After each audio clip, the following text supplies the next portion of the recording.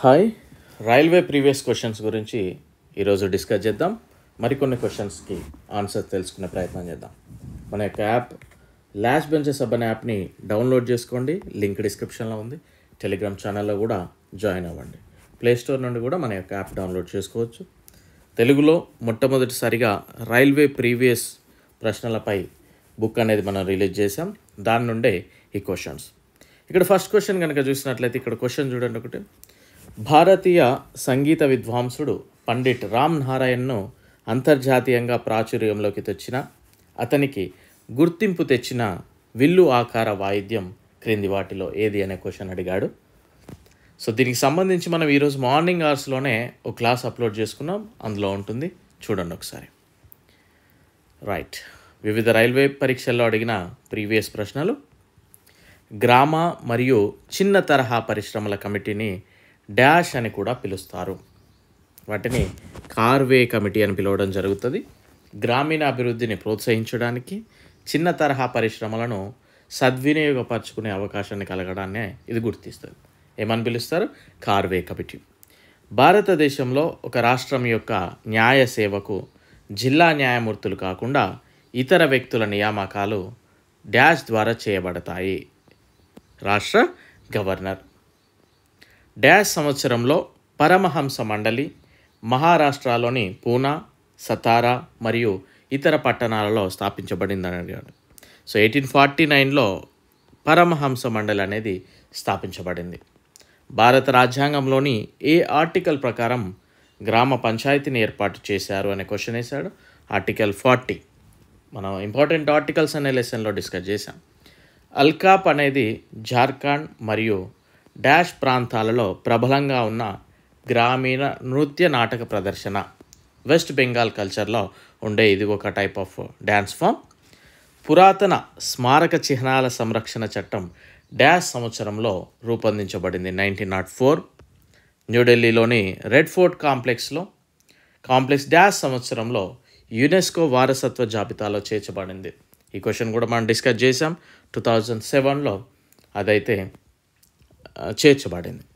పర్యావరణ మరియు సామాజిక హాని లేకుండా శాశ్వతంగా ఉత్పాదకత మెరుగుదలని సూచించే వ్యవసాయ శాస్త్రవేత్త ఎంఎస్ స్వామినాథన్ గారు ఏ పదాన్ని ఉపయోగించారు?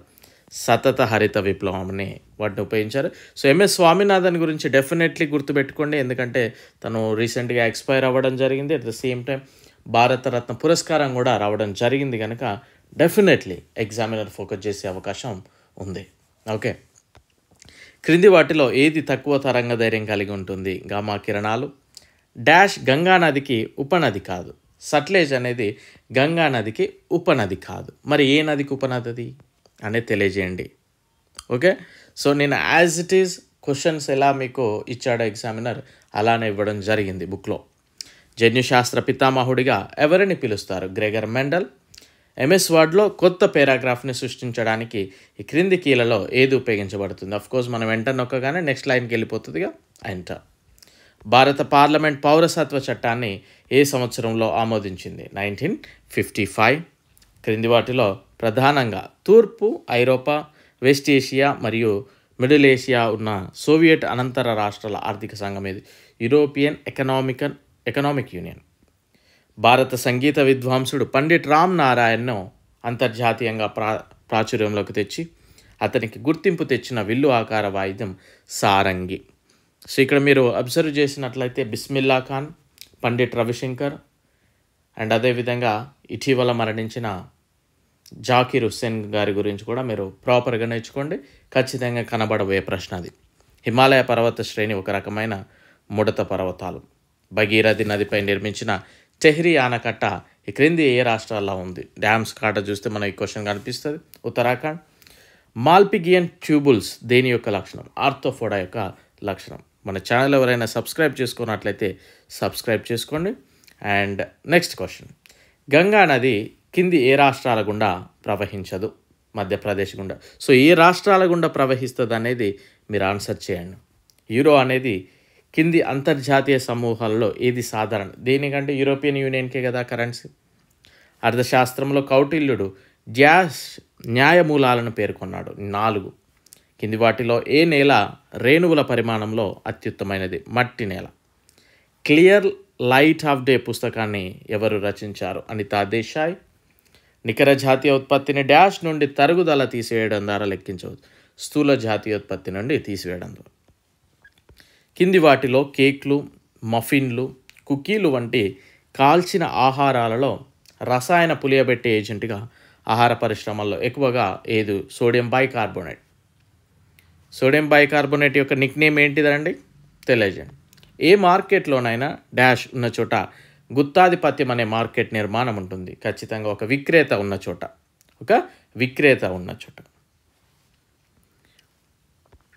శంభు మహారాజ్ క్రింది ఏ నృత్య రూపాలకు సంబంధించిన ప్రసిద్ధ వ్యక్తి? కథక్. సాధారణ ఆర్థిక వ్యవస్థలో ఆదాయపు వృత్తాకార ప్రవాహంలో కింది అంశాలలో ఏది చేర్చబడలేదు? తరుగుదల అంట. కొన్ని క్వశ్చన్స్ కొత్తగా కనిపించినంత మాత్రం కంగారు అవసరం లేదు. మనకు రావాల్సిన 100కు 100 మార్కులు అయితే కాదు. ఓకేనా? మనకి కావాల్సినన్ని మార్క్స్ తెచ్చుకుంటే సరిపోతుంది. నెక్స్ట్, డాష్ అనేది మధ్య ఆఫ్రికా, ప్రధానంగా కాంగోకు చెందిన వేటగాళ్ళ సమూహం. పిగ్మీలు అనేది ఆఫ్రికన్ కల్చర్గా చెప్పవచ్చు. ఇక్కడ ఉప్పు సత్యాగ్రహాన్ని ప్రవేశపెట్టడం ద్వారా ఉప్పు గుత్తాధిపత్యాన్ని అంతం చేయడానికి మహాత్మా గాంధీ గారు డాష్కి వెళ్ళారు. కోర్స్ దండి సత్యాగ్రహమేగా. కొన్ని క్వశ్చన్ మనం కంటిన్యూ చేసే ముందు ఒకసారి బుక్ గురించి చూద్దాం.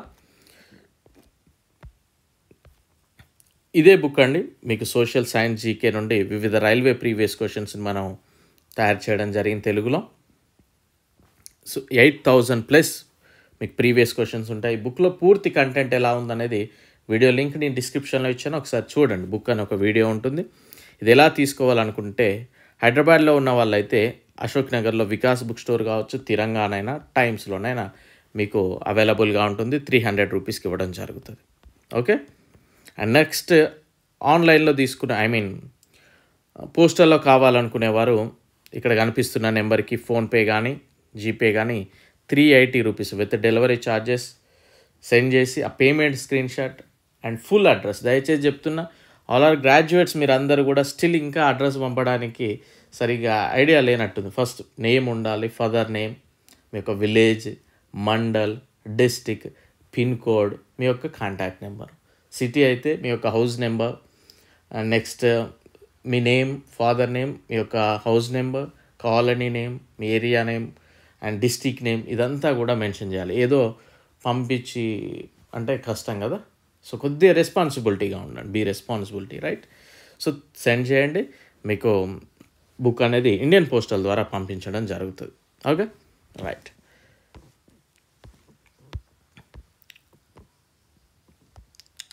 చోళ రాజవంశం యొక్క శాసనాల ప్రకారము డాష్ దేవాలయాలకు బహుమతిగా ఇవ్వబడిన భూమి?